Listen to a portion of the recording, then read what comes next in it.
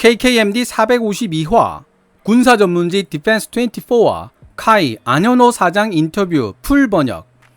FA50 블락 20, KF21 블락 2, 3에 폴란드를 참여시키는 계기가 되나.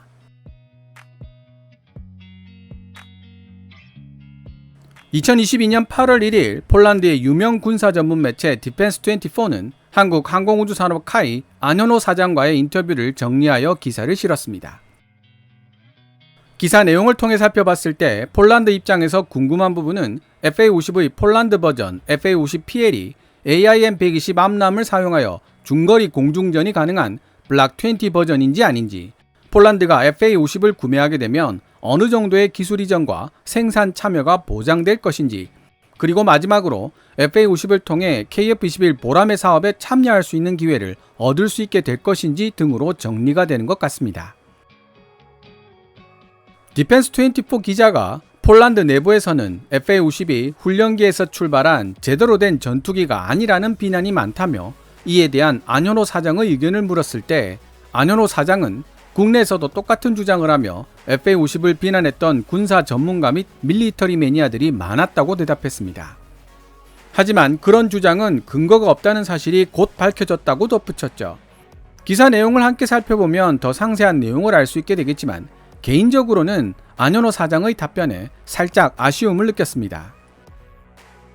FA50이 F-16의 형제 기체이며 F-16이 가진 성능의 최대 80%에 가까운 성능을 낼 수 있는 기체이기는 해도 무장 탑재량이 F-16의 60% 정도에 불과한 소형 기체라는 태생적 한계는 부정할 수 없습니다. 국내, 국외 군사 전문가들이나 밀리터리 매니아들이 FA50에 대해 우려를 표시하는 것은 여기에 기인한 것이죠. FA50이 아무리 블락 20로 업그레이드가 되어도 F-16 같은 본격적인 멀티롤 전투기를 대신해 공세적 제공작전을 펼치기는 어렵습니다. 이런 사실을 무시하고 FA50 블락 20 사양이면 중국이나 일본의 제공 전투기들도 상대할 수 있다고 주장하는 사람들이 있다면 민족주의적인 자긍심이 지나쳐 판단력이 흐려진 케이스라고 생각하는 편이 타당할 것입니다. FA50 블락 20의 효용성은 전시와 평시 두 경우로 나누어 생각해 볼 수 있는데요.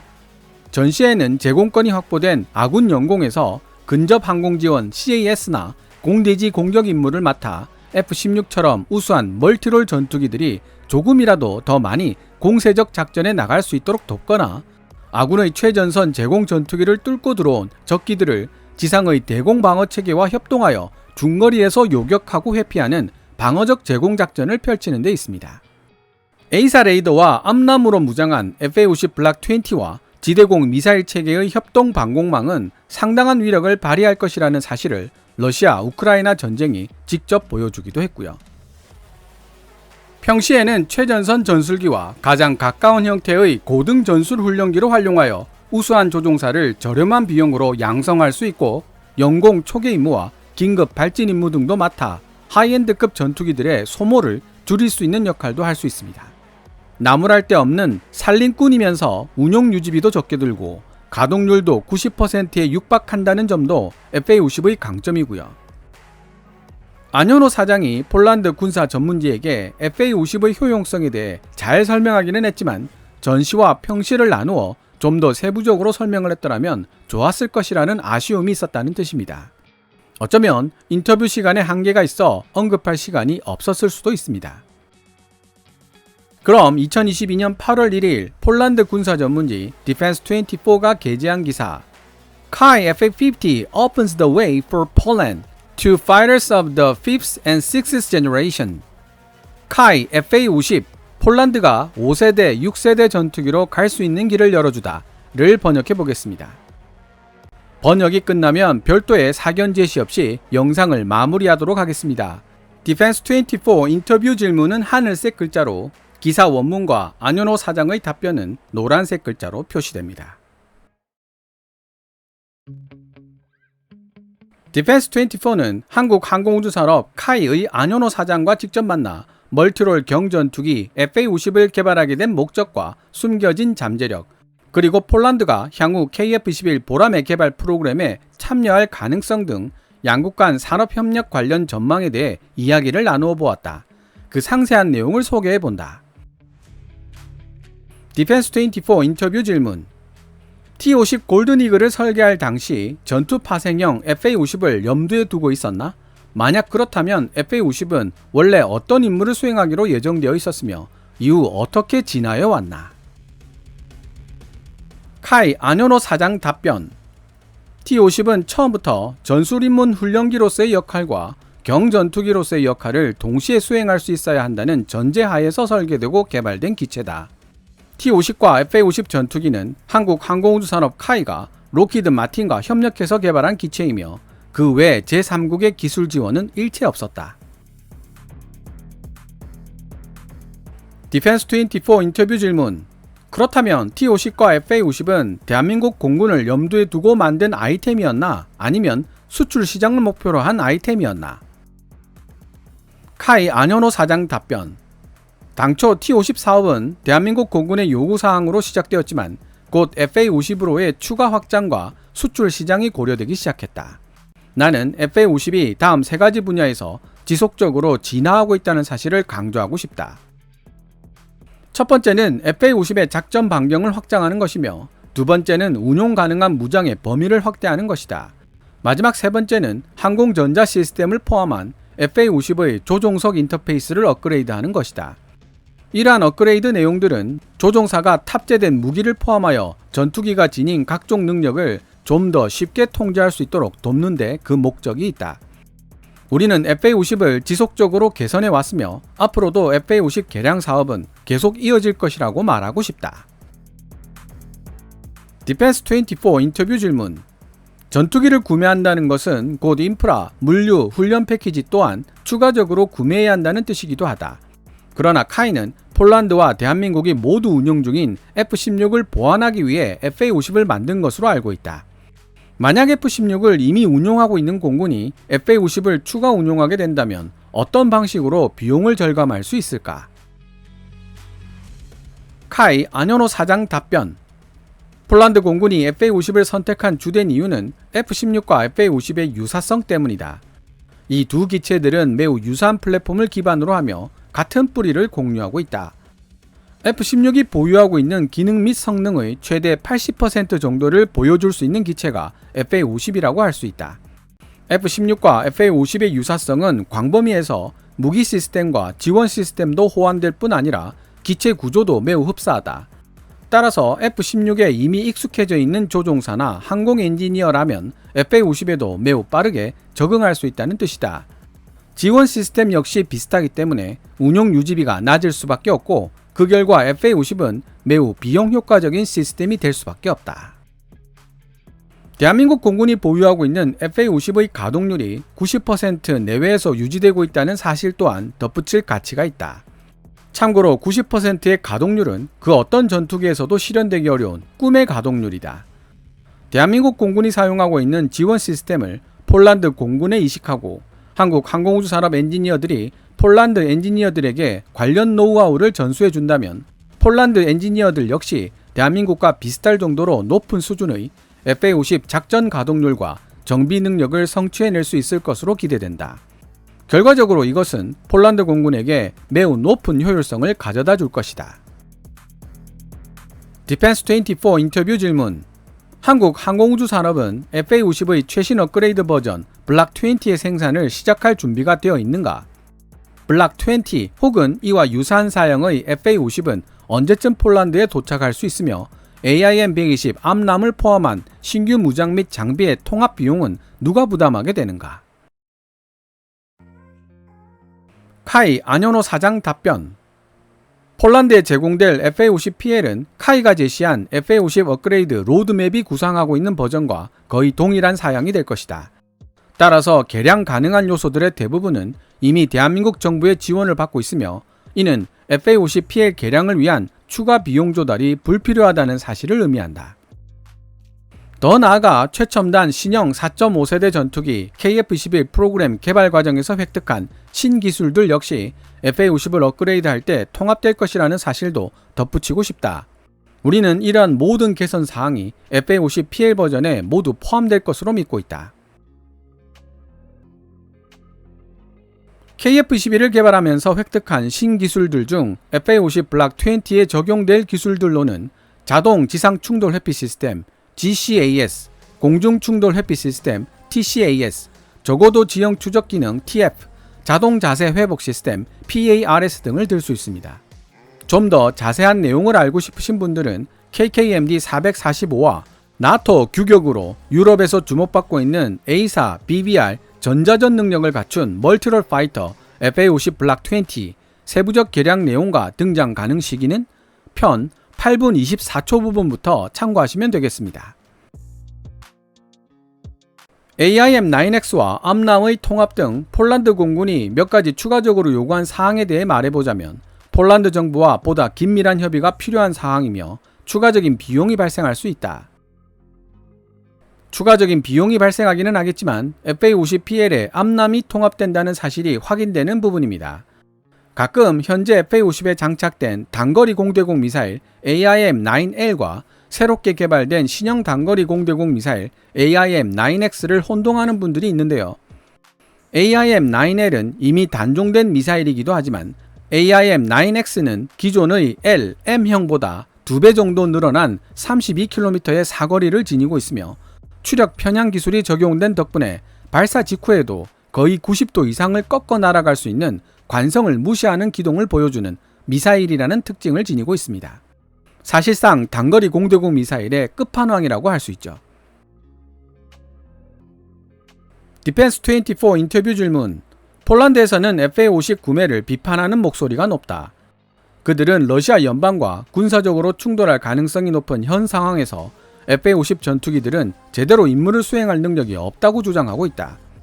뿐만 아니라 이들은 블락 10과 블락 20의 차이를 따지기 이전에 FA-50은 진정한 전투기가 아니라고 주장하고 있다. 이들의 우려 섞인 주장을 어떻게 생각하는가? 카이 안현호 사장 답변. 대한민국 공군이 처음 FA-50을 구매하려 했을 때 대한민국 국내에서도 FA-50은 훈련기에서 출발한 파생형일 뿐 제대로 된 전투기가 아니라며 혹평하는 군사평론가들이 많았다. 하지만 그들의 생각이 틀렸다는 사실은 금방 밝혀졌다. 일반적인 공군은 F-35와 같은 하이엔드급 전투기와 F-16 같은 미들급 전투기, 그리고 FA-50 같은 로우엔드급 전투기들을 포함한 다양한 조합으로 구성된다. FA-50의 능력은 많은 분야에서 입증됐지만 특히 한미연합훈련에서 두드러진 활약을 펼쳤으며 대한민국 공군이 지휘한 작전에서도 그 능력을 입증했다. 그것이 한미연합작전이었든 대한민국 공군의 단독 작전이었든 간에 FA-50은 F-35 및 F-16과 멋지게 어우러져 임무를 수행해내는 모습을 보여주었다. 또한 FA-50의 수출 버전은 많은 나라에서 자신의 능력을 입증했으며 특히 필리핀과 인도네시아에서 두드러진 활약을 펼쳤다. FA-50은 전투 임무뿐만 아니라 대테러 작전, 마약 단속 작전 같은 다양한 임무에 투입되어 왔다. FA-50은 주어진 임무를 완벽하게 수행할 수 있는 강력하고 검증된 전투기라는 사실에 전문가들도 동의하고 있다. FA-50 계열 기체들은 현재 동남아 지역에서 높은 인기를 구가하고 있지만 폴란드 외 많은 다른 나라들도 FA-50에 큰 관심을 보이고 있고 많은 논의가 오가고 있다. FA-50이 벌써 여러 나라에서 자신의 능력을 입증할 수 있었던 데는 대한민국 공군과의 파트너십과 카이의 지원이 큰 역할을 했다. 대한민국 국내에서 사용되고 있는 FA-50은 특히 전투력과 운용 효율성에 초점을 맞추어 지속적으로 개량되고 있으며 개량된 부분은 이후 수출용 FA-50에도 적용되고 있다. 개량하고 운용해보고 그 결과 개량해야 할 부분을 찾아내서 다시 운용해보는 매우 긍정적인 선순환이 오늘날 FA-50에게 일상화되어 있다는 뜻이다. 이런 선순환이 지난 15년 동안 계속되어 왔기 때문에 우리는 지속적이고도 점진적인 FA-50 진화 사이클을 완성했다고 감히 말할 수 있다. 디펜스24 인터뷰 질문. FA-50을 도입하게 되면 폴란드 방위산업이 얻을 수 있는 혜택들도 거론되고 있다. 한국 항공우주 산업의 수장으로서 이 혜택들에 대해 설명해 줄 수 있는가? 예를 들어 폴란드 부품이 FA-50PL에 사용된다는 뜻인가? 아니면 생산시설을 아예 폴란드로 옮겨서 수출 시장에도 관여할 수 있게 해주겠다는 뜻인가? 카이 안현호 사장 답변. 기술 이전을 포함한 장기적인 파트너십을 구축할 수 있다고 폴란드 정부에게 제안한 쪽은 다름 아닌 우리였다. 우리는 폴란드와는 별개로 다른 유럽 국가들도 FA-50 구매에 관심을 가지게 될 것으로 믿고 있으며, 이는 곧 폴란드가 머지않은 미래에 다양한 분야에서 FA-50 전투기의 중심지가 될 수 있음을 의미한다. FA-50의 중심지, 허브로서의 폴란드의 역할은 유럽에서 사용되는 FA-50의 정비 업무를 수행하고 유럽 주변국들의 조종사 훈련 수요를 충족시킬 수 있는 국제 항공학교 설립을 의미한다는 점을 강조하고 싶다. 앞으로 폴란드에서 운용되는 FA-50의 숫자가 늘어나면 그때부터 폴란드 국내에서 FA-50의 부품을 생산할 수 있게 되며, 이 단계에서 기술 이전이 본격적으로 이루어질 것이다. 우리는 폴란드와의 기술 협력 미래에 대해 단계적인 접근법을 제시하고 있다. 먼 훗날 폴란드가 유럽의 FA-50 생산 기지가 되는 단계로 넘어갈 수 있고, 그 단계마저 넘어선다면 폴란드가 항공기 연구 개발의 중심지가 될 수도 있다는 것이다. 디펜스24 인터뷰 질문. 그렇다면 폴란드는 대한민국 항공산업의 유럽 전진기지가 된다는 뜻인가? 이것이 대한민국에 의미하는 바는 무엇인가? 카이 안현호 사장 답변. 두말할 필요 없이 이번 계약은 카이와 대한민국의 방위산업에 매우 중요한 의미를 지닌다. 폴란드와의 이번 계약은 전투기뿐만 아니라 지상 플랫폼도 포함하고 있지만, 전투기의 한정에서 봤을 때 48대의 FA-50 수출 성공은 매우 역사적이면서도 오랫동안 기억해야 할 순간이라고 할 수 있다. 아까도 언급했듯이 우리는 록히드 마틴과 함께 일하고 있다. 한국 항공우주 산업 카이는 록히드 마틴과 함께 1000대의 FA-50을 전 세계로 수출한다는 계획을 세우고 있다. 올해 카이와 록히드 마틴은 세계 여러 지역에서 공동 마케팅을 펼치기로 합의하고 계약서에 서명했다. 지금까지 FA-50을 구매한 고객들 대부분은 아시아, 아프리카 그리고 남미 국가들이었지만, FA-50 1000대 수출이라는 목표를 달성하기 위해서는 유럽과 미주 시장에 진출해야 할 필요성이 있다. 따라서 유럽 국가인 폴란드에게 판매되는 48대의 FA-50 PL은 우리에게 매우 중요한 의미를 지닐 수밖에 없다. 우리는 폴란드 수출 성공을 글로벌 수출 목표 달성을 위한 좋은 사례로 활용하고 싶다는 생각을 하고 있으며, FA-50 PL, 즉 FA-50 블락 20를 바탕으로 제작한 기체를 미 공군과 미 해군이 필요로 하는 고등 전술 훈련기 ATT 사업에 제시하려는 희망을 가지고 있다. 우리가 미국 고등 전술 훈련기 사업을 거머쥘 수 있다면 미국에서만 500대의 FA-50을 판매할 수 있기 때문이다. 현재 대한민국에서는 작지만 분명한 폴란드 붐이 일고 있다. 나는 폴란드 방산업계와 대한민국 방산업계 사이에 흐르고 있는 좋은 분위기가 또한 다른 산업들과의 협력을 촉진시키는 자극제가 될 것이라고 믿고 있다. LG화학이 폴란드에 배터리 공장을 설립할 것이라는 사실도 알고 있으며, 이번 기회를 활용해 폴란드를 유럽 시장을 뚫기 위한 관문으로 삼으려는 다른 한국 기업들도 나타날 것이라고 확신한다. 디펜스24 인터뷰 질문. 폴란드가 FA-50을 구매함으로써 KF-21 보람의 사업에 대한 양국 간 협력 가능성이 생겼다고 전망할 수 있을까? 폴란드 정부와 KF-21 사업 협력 가능성에 대해 논의해봤는지 궁금하다.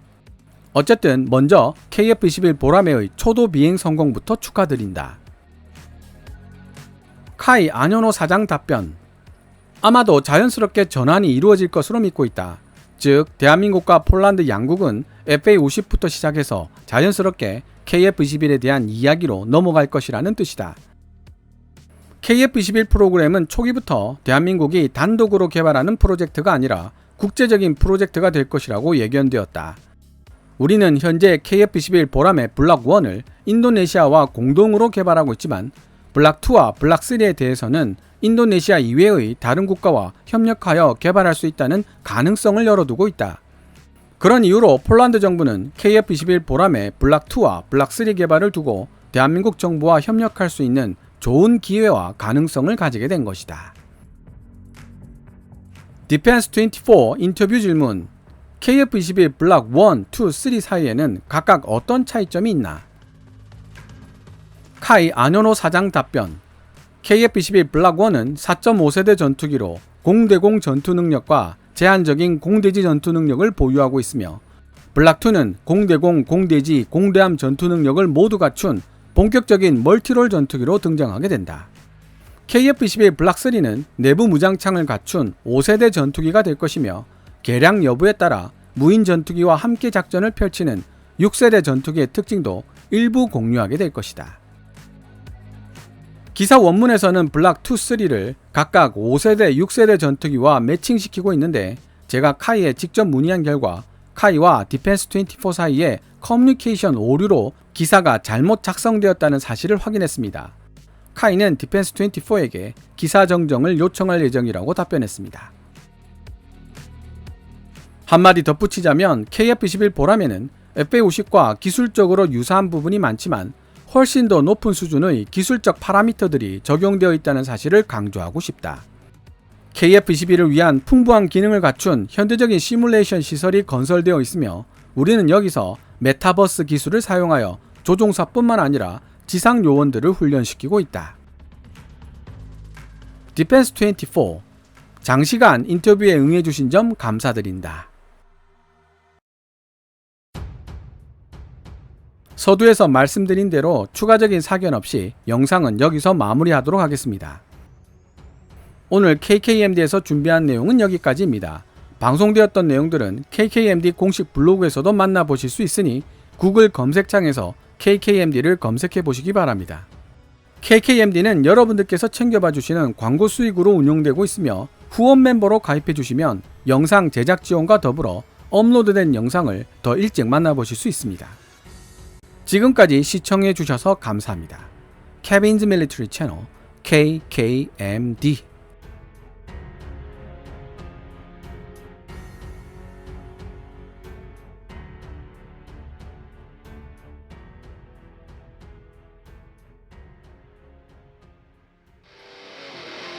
you